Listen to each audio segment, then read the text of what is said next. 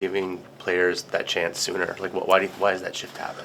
No, I don't know. That's a good question. Maybe it's just the talent level, and guys are a little bit more prepared to come in and play right away.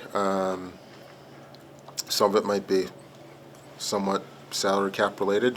If you have good players on cheap contracts, it's just like the NFL. You got a quarterback on a rookie deal, right? You can build your team better. So maybe a combination of those two things: a really good cheap talent, and players being a little bit more prepared. I was talking to Revo about this earlier today. He mentioned a lot of players have a lot more swagger coming into the league than they did. Like when he was able to come into the league, and some of the veterans I've talked to around the league have mentioned that too. They sort of see these guys with a confidence that they didn't have when they were like starting out. What was it like for you when you first came in the league? Yeah, I mean, the league was just different. I think some of the stuff that guys try now, you couldn't do back then. It was much more physical. The league's done a good job of kind of eliminating some of the hooking and holding, the physicality, some of the blindside hits. Some of the stuff. If you tried to toe drag someone and cut to the middle, you're going to get your head taken off. Or you tried to Michigan, someone's going to slash you and break your arm. It was just a little different brand of hockey. Where now I think it's kind of being embraced, and these kids know they're good. They know they can play with the best players, and it's credit to them to have that kind of confidence. Is there struggles that come with that confidence, though? Yeah, I think it can be a situation where, maybe you don't respect the game enough and play with enough details when it's all skill based, and it's a tough league and tough game. If you don't play the right way, then it's tough to have success, and I think sometimes guys have to learn that the hard way. And right now in this market, you're seeing so much attention, here and across the league, for what you're doing right here. What do you think that means for the future of hockey here, and just in general as a someone who loves the game and sees a new fans kind of getting drawn into it by what we're watching on the ice? Yeah, I mean, I think it's great for the game. It's a good product out there for people to watch. It's fast and there's a lot of skill, and I think people around here are excited to have kind of some of the young building blocks we have here that they can kind of connect with and maybe relate to a little bit. And I think it's just great for the game of hockey that there's so many kind of young players that are doing their thing, but at the same time, we still have Sid and Ovi and those guys around that kind of connect the two groups. So it's a pretty special time in the league. Thank you. Okay, thanks. Like when you look at the year as a whole, I mean, we've talked to Ryan about this too. Just how can you break it up? Obviously, a tough start on the hot stretch, win one, lose one. How do you feel this team has grown in each segment this year? I just think that the team is just gotten better, and we had a lot of turnover once again. So I think it took a little bit of time for the guys to gel. The guys that were here, they're entering their second year with Warsaw, so I think they knew what to expect system-wise, but it just took some time for guys to kind of find the role, find where they fit in, and there was a lot of responsibility on young players as well, whether it's Askey, Mac and Eki and Graffer, even Chucky and Deli when they kind of grew into their roles, and that's a difficult thing to come in to this league and be able to be counted on to produce and play your game every single day, and then you throw in the condensed schedule where you're playing every other night and you're playing back to back and with travel and things like that. It's a difficult time for the players, and we're asking a lot of the players, and so it probably took a little bit of time for the group to mesh and come together, but to their credit, they've done that, and they're playing for each other. I know you referenced the deadline out there with Kiefer too. I mean, you built the defense. I mean, there's only two guys that are signed past next season. Obviously, there's a couple RFAs in Iorio and Moog, but just how do you approach the deadline, especially here on the blue line? Yeah, I mean, like I kind of said out there, I'm not going to do anything that's short-sighted. It's all about continuing to grow and build the group, and it might not be the most glamorous group of defensemen, but they've played well, they've played hard. They've produced. I think Klinger's produced, and Orley's produced, and we're starting to get a little bit from Sam, and Vinny Desharnais has been great on the PK, and Iorio, when he got a chance to play, was really good, helping us get pucks out of our end. So, and then you have Mario back there blocking shots and playing his tail off every night. So like I said, it's not a group that probably gets talked about a lot, but they're doing their job out there and helping us win hockey games. Is there some tough conversations to have with maybe some of those veterans? Obviously, you guys are in that, playoff spot right now, but just balancing, selling, buying, and making the right moves to, continue on that plan. Is there some tough conversations to have either with players or the management group here? Yeah, I mean, this time of year, there's always tough conversations where you got to figure out what road to go down and what's best for the organization short term, medium term, and long term. So these are not easy times for players or management. When you're doing well and playing well, then you got the other side of it where you're maybe moving players that have been a big part of things, and even when you're not playing well, it's you're taking someone like Blackie out of your team or Granny out of your team, and those aren't easy conversations, and the hurdles of the world, those things are difficult. So it's just a difficult time of year for everyone, and but we'll try and make the best decisions we can for us. Those 5 defensemen, I'm trying to name them all, your UFAs, Mario, Desharnais, Liljegren, 2 more. Klingberg. Klingberg, yeah. Glad he had those. Anyway, have you spoken with any of their representation about extensions, or what's your position toward those defensemen on that? Well, I mean, it kind of goes like, I think you guys probably have an idea from me over the years. I'm not really going to get into this stuff with you guys. I mean, I know it's your job to ask questions about what's going on with guys' contracts and what we're doing with guys, but it's just something I'll keep between myself and the players, and we'll deal with it internally. I guess maybe then a different way I would rephrase it is that of those guys, I mean, can you see 1 or 2 of them, being with you guys next year, or just any sense of that? Yeah, no, there's a possibility. Guys could be back for sure. Our team's calling you and asking about their availability, and you're kind of in a middle where you're trying to maybe make the playoffs, but also, like you said, you got to look at the big picture here. Are you taking calls on those guys, and would it be tough to replace them if a deal came along? Yeah, I think it's a little bit of a balancing act, and it's the time of year where teams are definitely kind of kicking tires and seeing what's out there, what's possibly available. So, yeah, teams have called on guys, and whenever someone calls, I listen. Doesn't matter who the player is. I'll always listen to what they have to say. But it's it's kind of a delicate balance right now. What made? There's a report, came out that you'd already talked to, Kiefer's camp and went over some figures that, maybe you guys weren't quite on the same page in terms of what the next contract's going to look like there. Is that fair to say that maybe you guys are not quite there yet in terms of, particular extension here? Yeah, I mean, similar to what I just told Shang, I don't believe in negotiating the media and telling the media what's going on and what the numbers are and what the term is and what it looks like. So I'll just kind of leave it at that. We've had some, post trade. We had a quick conversation, but we were just more focused on how excited we were to add Kiefer to the group, and I think he's going to love it here. He's excited. We're excited to have him, and we think it's a great fit. So hopefully at some point we'll be able to work something out. I guess something people are wondering about right now is if you get to a point before the deadline and you're still not quite where you want to be in terms of an extension, is there a possibility of flipping Kiefer?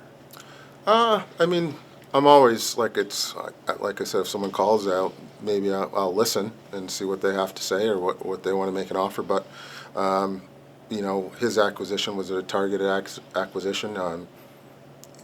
He's what this team needs as far as someone who plays with some sandpaper, some grit, some speed, some physicality.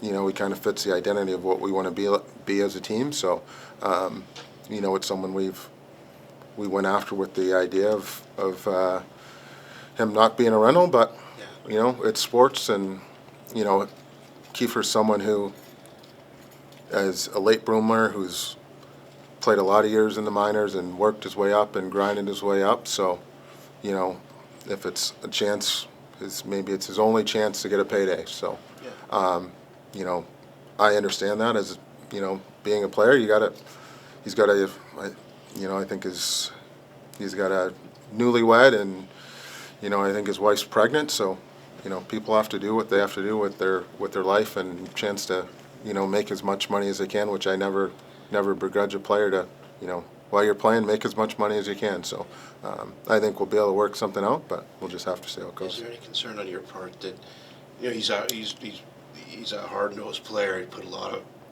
wear and tear maybe on that body as far as like 900 hits in the last 3 years or something ridiculous like that.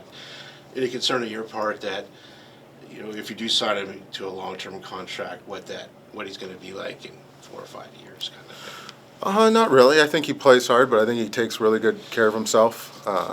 But when you play physical, there's always the chance that, you get hurt or you're, you break down a little bit. But I think how seriously he takes his profession and how he takes care of himself and trains and everything that, we're confident he'll be fine and he'll age well. He skates well, and plays hard. So, it's not something we're overly concerned about. Why was now maybe the right time to do 2 second-round picks, right? I mean, you've done a pretty good job last few years accumulating picks and using them as either trade value or to pick players. Why was maybe now the time to give 2 picks for a player?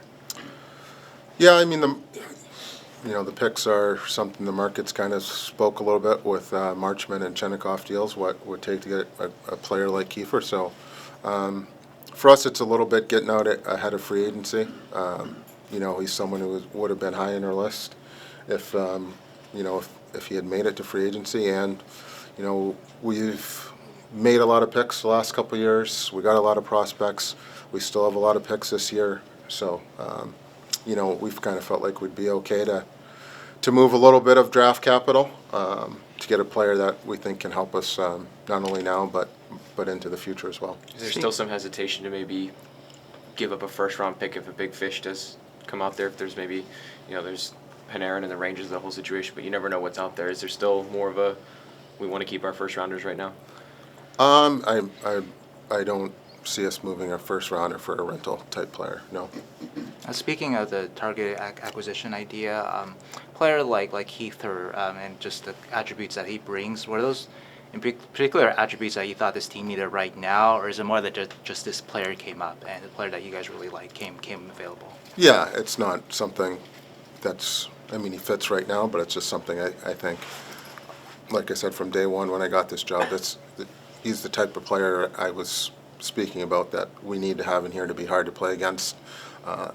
And so he kind of just fits the identity. It's similar when we got Chucky last year at the deadline, and people were kind of wondering why we would, trade an established winger like Zetz who had scored for us. But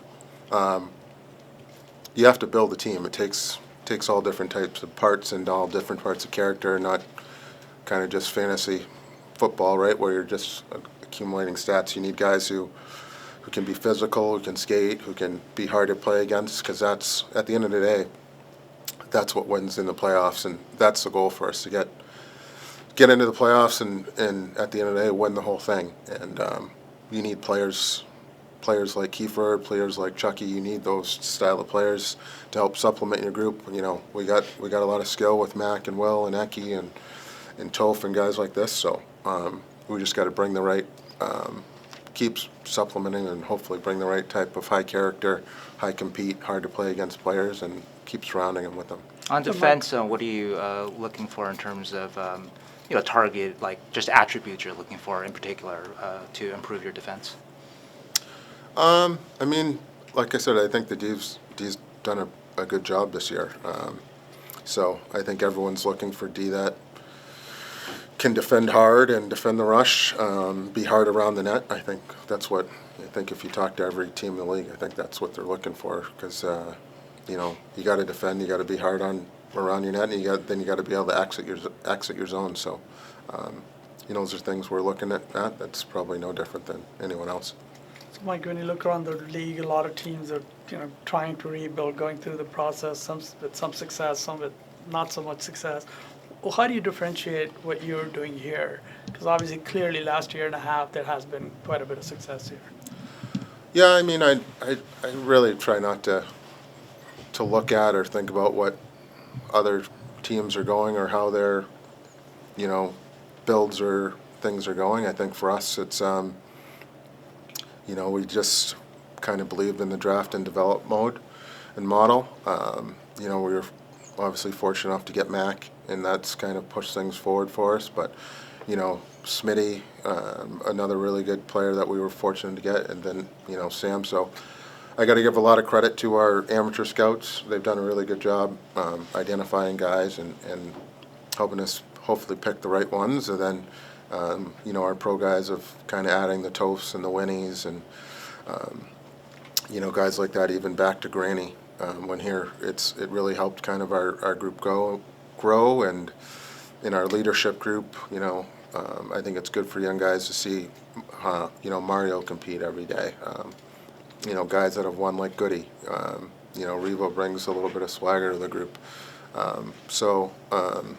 It's just a group, I think, that we just try to do our best to get the right people. And for me, that's been the biggest thing is trying to get the right people and the right person here, people who care, they compete, they work, they're honest, guys that are trying to play and do the right things on and off the ice.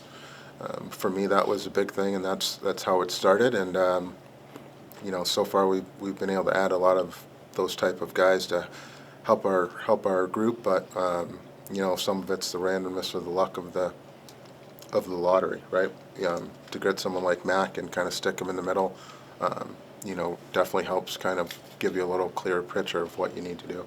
And then, you have your hand on the throttle, you're gauging when to press forward, how much to press forward. What are some of the variables in your mind when you're making that decision? Yeah, I mean, I got to try and be honest with myself and honest with what I'm seeing and evaluating every day is with the team, is how they're doing, how they're growing, how they're getting along. But, for me, like, the goal isn't just to, sneak into the playoffs. The goal is to win the Stanley Cup here. So, when we get to a point where I feel like we have a group that can do that and can go on a long playoff run and try and compete for the Cup, then, that's probably when you guys see it kind of fast forwarded a little bit. A lot of people read these last two moves, signing Wenberg and now Kiefer, as sort of a big step forward, that you are starting to commit a little bit more. Is that how you're thinking, looking at it? I mean, I just think they're both good fits. To have the possibility for the next, 3 or 4 years to have Mac, Mies, and Winnie down the middle, and Chucky down the middle, it's, 4 really good centers. And then even, Deli, who can play the middle. So, as you guys read all the the stuff that's out there about who's looking for what, but everyone's looking for centers. And we're fortunate enough, we think, to have some pretty good center depth. So, I already talked about what Kiefer brings. So, it's just about adding the right people and the right parts to the group and trying to supplement them, and so we can just kind of keep kind of inching along. Why was this year the right year to keep Michael Misa in the NHL? Obviously, the injury may have delayed or changed things a little bit, but how come you guys felt that this was, good to get him here? Well, these are never straightforward or easy decisions. He's played 3 years of junior. He dominated junior last year. So just from a development standpoint, how much more was he going to get of going back there and putting up 160 points? I don't know how much that would have done for me. He's already a player that has pretty good habits for an 18-year-old. So we just thought here, just being up here with the guys, even if he wasn't playing every day, getting in the gym, starting down the path of what it takes to be a pro and in the pro game, being out there and playing against the best players in the world, we just thought for his development that was best for him. He's going to have his ups and downs as an 18-year-old kid, and he's going to fail and he's going to have some success, and we're willing to live with it. But we really think in his long-term growth, when we look back at this maybe 2 or 3 years from now, it'll be really beneficial for him, and hopefully it's kind of just the first step of him becoming what we think he can become. And one of the biggest, maybe underreported developments this year is the development of like a Colin Graff, Stopchuk into just legitimate NHL players. Can you just talk about just the development staff with the Barracuda or elsewhere that has helped mold these guys into, especially a guy like Colin Graff, who he comes in, he's a playmaker when you sign him, but then now he's transformed into what he is now. Yeah, no, I think the coaching staff up here has done a good job working with the young players and having patience with the young players and putting them out there in situations where that might be difficult and they might fail a little bit and they might make mistakes, but they learn and grow from it. But Johnny Mack and his staff down there, Todd Marchant and Jumbo and Patty and Lucas Biza and Tommy Wingles, our development staff is excellent. I think they work their tails off.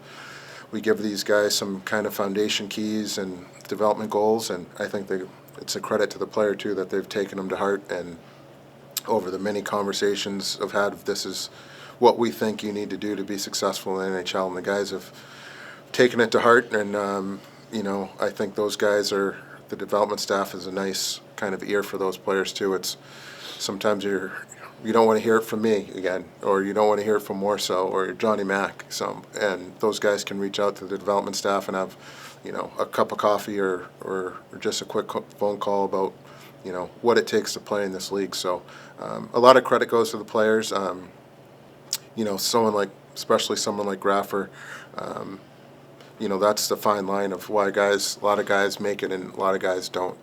Everyone in the NHL was a goal scorer and a point producer when you're growing up in Pee-wees and squirts and high school and college and junior. Everyone produced, right? So it's kind of the guys, and not saying that, Graffer's obviously produced. He's scoring 5-on-5 and things like that, but the guys that are willing to embrace killing penalties, playing good, sound defensively, earning the coach's trust, and not just worrying about how many points they're putting up. Those are the guys that make it, and that goes back to, it's probably forever in this league. Is if you come in here and you're stubborn and you just say, "Look, I've always scored goals." Well, like when I stepped in the league, I was like, "Well, Billy Guerin's pretty good, so I'm not taking his job. I better figure out something else to do." So, and I think Graffer's done that. When we sent him to the Barracuda last year, we said, "We think you're really smart. Why don't you work on killing penalties?" And he embraced it, became their best penalty killer down there. Now he's one of our best penalty killers. Same with Cherney. We would send him down there. We said, "Do you want to try? We think you can kill penalties." And he's become a really good penalty killer down there. So it's the guys that are willing to kind of realize that this is the best league in the world.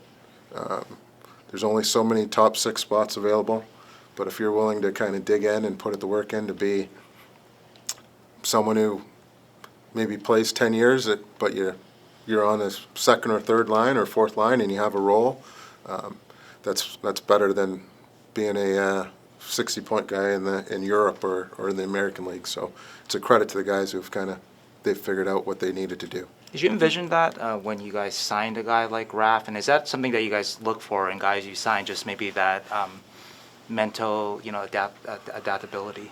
Well, we liked that he played a two-way game, using it in a good program at Quinnipiac where Coach Pecknell doesn't let guys cheat. And so we knew he had the ability to play both sides of the puck. But we do look for guys that have IQ, and he's got a really high IQ. So when guys that can play the game and think the game, you can often throw other things at them too, and see how they handle it, and usually they can. Like you guys, So to go back to Misa just for a second, when he played those 9 games, us looking from outside, we are analyzing those games a lot and how much of that is the factor, whether he stays or not. But it seemed like in your mind, that's there, but not as big of a factor, versus where is he going to be better, as to his development here versus back. Yeah, for us, it all came down to what was best for his development long term. Like I said, we could have sent him back, and he would have probably been the MVP of the OHL and everything. But we don't really think he would have gotten that much better than kind of starting over next year when we get to training camp, when he's got to learn what the league's about and what it takes. So, we just felt this was the best place for him. So how he done in those 9 games probably is not a huge factor in decision making. Well, I mean, if he completely fell on his face, Yeah, that's a different, yeah, of course. it's a different story. But we thought he handled the minutes, even limited minutes to start. We thought he handled it fine, and just felt like this was the best place for him. Like you guys made a decision, obviously put Nick Leddy on waivers, and you sent Igor down today, open up a roster spot. That said, there's still more bodies here than jobs on the roster here. How do you kind of solve this crunch here you're about to have with some guys getting healthy? Yeah, we're getting healthy. So yeah, there'll be, probably some more roster decisions to come in the next week to 10 days, or I guess you never know how rehab and stuff goes like that for guys. But yeah, these are tough decisions. Leds was, that's a tough decision just from my standpoint, someone who has been a veteran in the league, and to have that conversation with a guy who's had a really good career and is still a good hockey player. But Led's handled it great, super professional, and so these aren't easy decisions or things that I take lightly. But yeah, no, we're going to have to, we probably have a couple weeks to kind of, if everyone gets healthy and back, then we're going to have to, figure it out and make some more tough decisions. Would there be a possibility of having to put maybe 1 or 2 other guys on waivers here just to clear some space here? Yeah, that's definitely something that could be a possibility. We're gonna have to look at everything to kind of get down to the number that we need to be at. Will Nick play for the Barracuda? I think he's planning to play tomorrow. Yeah, Okay. like I said, he's been super professional. Really good teammate, good pro throughout the whole thing. When he wasn't playing a lot, never complained. Was trying to help our young D out and give them advice. So I'm very grateful for that. And it's not an easy thing for him, but the way he handled it was class, and I'm very appreciative of it. In Chernishev, would you say that his stay with the Barracuda, might be short, considering how well he played when he was up here? Yeah, I mean, it could be. I think, for Cherney, he just needs to keep playing, and we got the Olympic break coming up here. So I think it's important for him development-wise just to keep playing hockey. And, he showed that he can play up here and be an impact player up here. So, we kind of expect him to go down there and pick up where he left off and keep playing and work on some of the things the coaching staffs would like him to work on. And, I would imagine there's probably a good chance we see him again for the season's out. I know the focus for a lot of people is going to be for a little while. I got about 5 minutes or so here. the focus is, defense. I mean, you've got some young defenders in the minors, Cagnoni and Thompson. Is there any hope to maybe kind of get them some time in the NHL? Kind of like me, so you want them to see that level. Is there any hope to kind of get them in soon? Yeah, I mean, we'll have to kind of see how the season goes. Mm-hmm. We still have a lot of D up here, and we'll see where the team's at. If we keep pushing forward here, and we get into March and April, and we're playing meaningful games. It's not the best time to dump a player into the NHL either. So those guys are doing well. They're developing. I think I would throw Nolan Allen into that as well. He's already had, half a season of NHL games last year, but, he brings skating and physicality that, could be something that's needed down the stretch for us. So then, Cags and Jack we'll see, but, Cags is probably someone if it's more for where we're at, or if we need a power play guy or some puck moving, then, but we'll just have to see how the season goes, because it's, like I said, it probably won't be a time just to drop someone in. How would you assess Shakir's season? Yeah, I was, we talked about with him the other day. I feel bad for him because it's just been stop-start.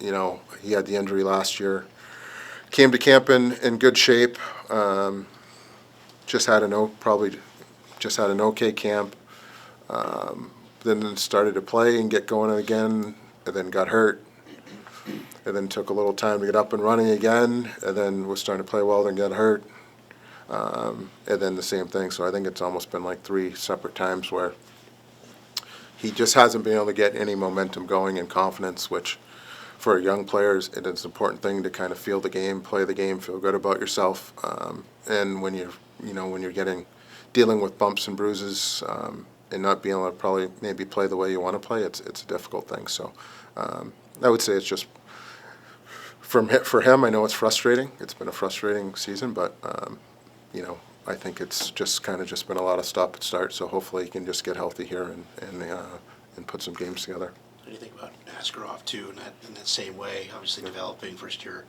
full NHL. I mean, how do you think his season's going so far? Yeah, I think his season's been fine. I think being a first year starter, it's a difficult thing. Like there's pressure every night, and to kind of come into the season a little bit knowing that you're the guy is a different kind of animal mentally. So yeah, I think to start the year, I think he actually had a little bit of a hard time with that mentally, and some of the pressures that go on with being a number one. I think Spearsy did a good job of working with him, and I think he had an excellent November, and he kind of got his mojo back. And since then, I think he's been fine. But I think there's still ups and downs. He's a young player with a lot of pressure, being a number one goalie, and then the team kind of doing well. There's pressure to perform every night. So I think that's part of his growth and development and learning is how do you deal with that.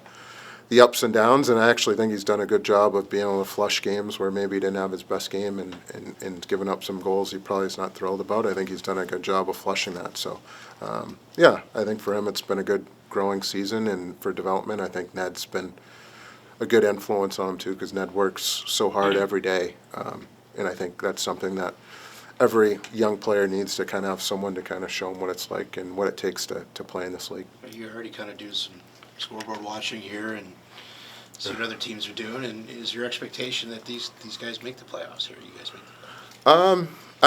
I don't do any scoreboard watching. No, it's not something. I did even when I was playing. It's something I kind of try to avoid.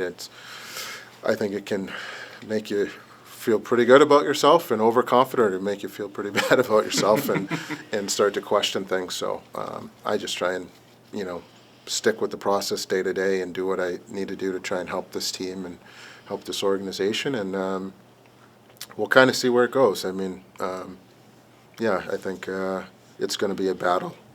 The standings are so close and so congested, and post-Olympics, we're almost playing every other day for 6 weeks, and it's going to be a grind. It's going to be difficult, but so far these guys have kind of answered all the challenges and things that have been put in front of them. So, yeah, I'm just kind of excited to see how these guys handle it, and I think it's important for whether we get in or not. I just think it's important for this, and excited to see that this group is playing hopefully meaningful games into March and April, where our season's basically been over by December 1st the last couple of years. So just for those guys to kind of feel the heat and the pressure to show up every day and maybe win games ugly and win games when you're not feeling well or you're tired. I think it's going to be a great challenge for the group, and I'm kind of excited to see how they do it. But hopefully for them to get the chance to play in these types of environments and in situations, I just think it'll be great for the growth of the group. We've gone over a half hour, and we haven't asked you about Macklin Celebrini. Yeah. There you go. Don't ruin it. Well, 30 minutes I think is long enough. Did you expect him to have this sort of jump this year? I don't know if expect is the right word there, but just more than just on ice play. Like his personality seems to be coming out in the room, media, on the ice, just the growth. Have you been stunned, shocked? What's the reaction to just how much he's popped this year? Yeah, I mean, it's a little bit, I don't know if shock's the word, but it's surprising for sure. But maybe I shouldn't be, because I know the work that he puts in every off season to get better and in the drive he has to be the best. So maybe I shouldn't be surprised, but I'm more impressed by how he handles you guys and the pressure and the things off the ice. It's a lot to ask of a 19-year-old kid, and he handles it much better than I would have at 19. That's for sure. So yeah, he's a special kid, and I think he deserves all the credit in the world for how he's kind of handled things and how he's played and how he's kind of dragging the group along. I think he's a special talent and a special kid, and in person, which goes back to what we started with about the importance of having the right people and good people in the organization. Would What are you your rule thoughts out on naming him Zach? captain next year? I mean, that's a long ways away. That's another conversation. But he's, yeah, I mean, not going to get into that or anything about he's, like I said, it's impressive how he's kind of handled, the frustrations and the wins and losses in the media and the pressure from the outside and the Olympic pressure and all that stuff. He's done he's done a terrific job handling all that. What are your thoughts on Zach Stopchuk's performance here? I think Zach's been really good. I think this is kind of, and he's just getting his first taste of regular, everyday NHL hockey. But when we watch him, you kind of see that you kind of saw the bones of what he could be, and I think he's done a really good job of skating, using his size, being physical, being hard to play against. Now he's he's getting into the PK, kind of the PK swing of our guys and our groupings and stuff. So. Yeah, I think it's been a really good, probably last 2 months for him, and I think Goody and Revo and Delhi and Godet, I think they've been good for him. Is talking to him and talking through things and scenarios and helping him out, and I think we're happy with kind of his progress and development, and I think there's more to come. What can you say about a William Eklund season? Has he taken the step that you were looking for out of him? Yeah, I think Ecky's been good. I thought he was actually really good to start the season. He's a driven kid. He really cares, which, I appreciate. And he wants this franchise to do well, and he wants to do well. And so it's been a good season for him. It's been a step forward. I think, the injury kind of slowed him down a little bit. But he shows up and competes every night and works every night. So I think we're kind of happy with his development, and I think he's someone who helps kind of push this group in practice and the care that he has. I think everyone in the room kind of can feel it. And last one for me, just heading into the trade deadline, is it fair to say that positionally that maybe defense, whether it's, you have obviously all the potential UFA defensemen or potentially adding the defensemen, that's maybe the largest area of concentration, maybe? Yeah, I mean, if you're gonna